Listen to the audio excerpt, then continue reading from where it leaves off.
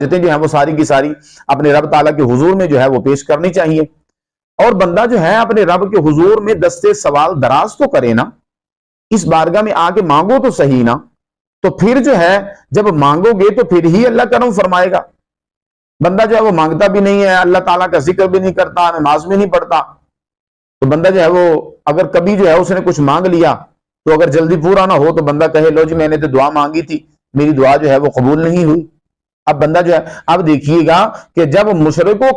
کفار و مشرکین جو ہیں، جب ان کی کشتی جو ہے وہ بھنور میں ان کی کشتی جو ہے وہ پھنس جاتی ہے تو وہ اللہ کے حضور میں دعا مانگتے ہیں، گڑ گڑاتے ہیں، تو اللہ رب العالمین ان کو مشکل سے نکال دیتا ہے۔